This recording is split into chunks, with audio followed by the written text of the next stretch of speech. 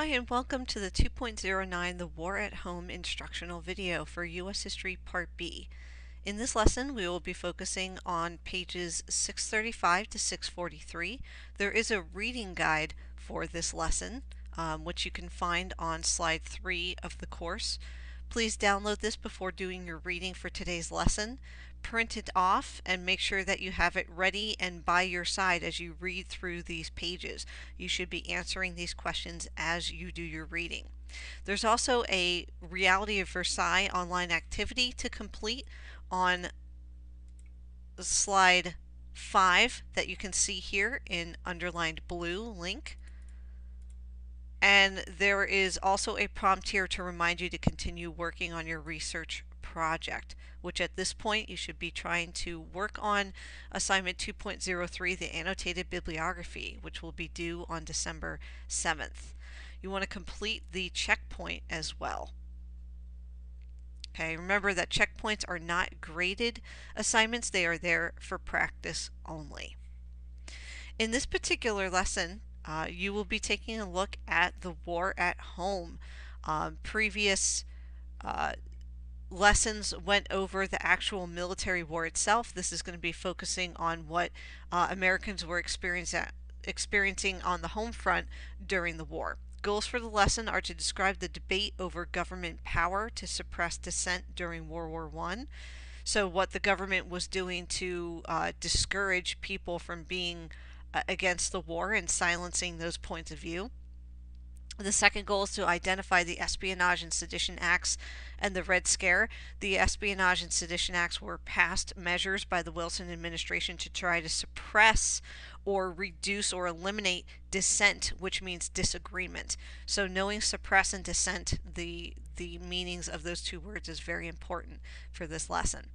The last goal is to summarize key elements of Wilson's 14 points, which was a document he created that he felt should guide the Treaty of Versailles that ended the war. As it would turn out, most of Wilson's ideas in the 14 points would not come to pass and would not shape the Treaty of Versailles, and displeasure and the mistrust that was formed from the Treaty of Versailles between the Central Powers and the Allied Powers would actually lead to mistrust and dissatisfaction in Europe that would lead to World War II. So let's take a look at your reading for today, and we are starting on page 635. But I actually want to start over here on 634 with the wartime state. It does talk about how the government changed its role and expanded greatly to take over certain industries to make sure that the troops were supplied appropriately. This is probably a review from your previous reading. But things like taking over the railroad industry and creating the railroad administration under the government made sure that the companies were cooperating and that railroad prices weren't too high and they were operating for utmost efficiency for the war.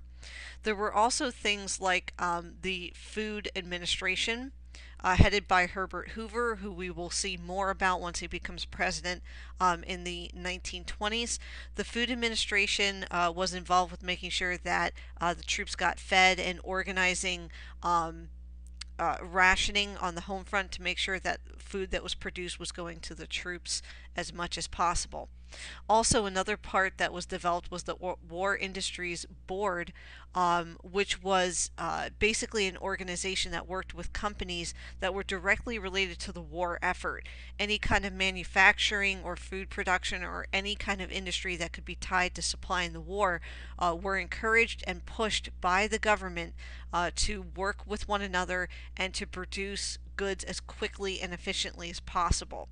They were encouraged to do so by basically ensuring that prices for the goods that they were going to make would remain profitable to them. So it was a very beneficial agreement on both sides of the arrangement. Now, these are all fairly positive things, and not many people really argued about the strength of the government to come in and organize production. Even though a hands-off policy was typical in the past, it was seen and understood that a lot of efficiency had to come into play and competition had to take a back seat so that companies could provide the war effort with what was needed. What became controversial is when the administration started to try to control public opinion by enforcing the Espionage and Sedition Acts. Now, the Espionage Act was an act that basically controlled the mail going through the United States. If anything was seen as being anti-government or anti-war effort, those things were tracked down to the owner, and that was basically considered a treasonous act. They were removed from the postal system and would not be brought through. So it was basically almost a form of censorship through the mail system. Also, the Sedition Acts was a very broad law that made it illegal for anyone to speak out against the government. And we see this part here. It prohibited disloyal, profane, scurrilous, or abusive language about the United States, the Constitution, the flag, and the armed forces, or any expression that might bring the U.S. government into scorn or disrepute.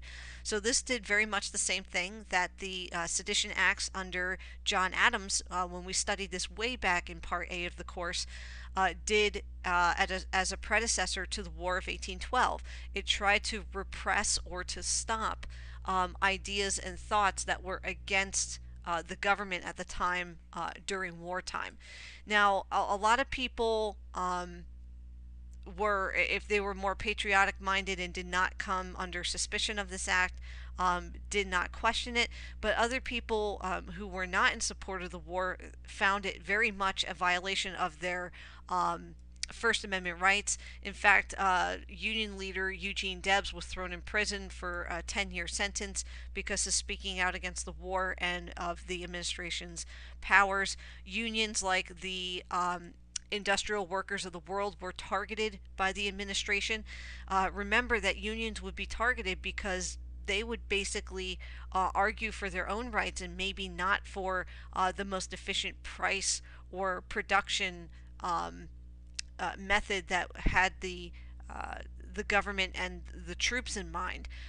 The government did not want to have to deal and haggle with unions. They wanted to produce quickly and efficiently, and was working largely with company owners and did not want the unions as an added complication. So unions did not fare well during the war years. In fact, most of them, a lot of the gains that they made took a huge step back due to these policies. Now, the Espionage and Sedition Acts were called into question in a Supreme Court case that was brought to the course, and the actual court case was called Schneck versus the United States. And in this court case, they said that in times of peace, the court ruled that, you know, the Espionage and Sedition Acts would violate First Amendment laws. But because this was during wartime, they said that dangerous ideas, speaking out against the government, was very much like falsely shouting fire in a theater and causing a panic. They felt that speaking out against the government or being disruptive to the war effort could actually cause such a disruption in the war effort to ruin the effort, or maybe even cause them to ruin or lose the war. So the Supreme Court actually upheld the Sedition Acts and allowed both of these laws to continue, likening these comments to a great drastic social threat. So they did not want to permit that. You can see really that the Supreme Court was afraid of particular political thoughts getting out of hand. One of the things that fed into this fear was the fact that in 1917 in Russia there was a communist rebellion. There was a elimination of the existing czar, which were more like dictators or royalty in Russia. They were overturned, and the Communist Party took over. The United States was very concerned that a socialist movement or communist movement within the United States would end up doing something similar and threatening democracy in the U.S. So this was a fear right after the Bolshevik Revolution in 1917 in Russia. And a lot of people became scared of foreigners. They became scared of anybody who seemed to have a socialist point of view. And it became really xenophobia. And xenophobia is a term that they use here and means irrational feelings of suspicion and fear of foreigners. And it is irrational. Some foreigners did have socialist views and did support these different political views, but not all foreigners did. In fact, many of them were just trying to be productive members of American society and to blend in. But xenophobia took hold, and there was a huge Red Scare or scare that certain people were actually communists. And it really was a disruption in society at the time. A lot of mistrust during the war years. Towards the end of the war, the United States was dealing with more than just trying to establish peace.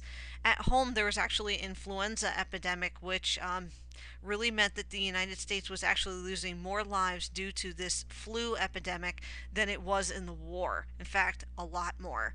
So the United States was really trying to deal with its own problems, as well as Wilson trying to wrap up the war and establish a lasting peace. To establish a lasting peace, Wilson wanted to create a treaty that surrounded around his 14 points. And his 14 points are listed here on page 641 at the end of your reading. Wilson's 14 points wanted a fair end to the war, but the other countries, the other Allied powers, such as Italy, France, and Britain, were not really all that interested in letting Germany and the other Central powers off the hook. They wanted to blame them for the war, especially financially, and that blame would leave a lot of resentment on the side of the Central powers. That mistrust and that anger over the Treaty of Versailles would eventually lead to World War II. Okay, so once you finish your reading for this lesson, please go into the activity, the reality of Versailles, and it's going to ask you to do some paraphrasing. You'll see a couple of quotes from Wilson's 14 points, and it's going to ask you to paraphrase or put into your own words what each excerpt from the speech means. For example, this one says, "Open covenants of peace, no private international understandings of any kind, but diplomacy shall proceed always frankly and in the public view." What this basically means is that there should be no private or secret alliances, okay, which is a huge problem starting World War I, okay, and that was a big issue. Nations should have formal agreements out in the open and have open diplomacy, no secret military or diplomatic alliances, and that caused an issue of mistrust for the First World War and was one of the reasons why it started. So at the end of your lesson, you're going to be prompted to complete the checkpoint. Remember, checkpoints aren't graded, but they are great practice for you in preparing for your quiz. That brings us to the end of lesson 2.09, the war at home. Should you have any questions, please contact me. Good luck.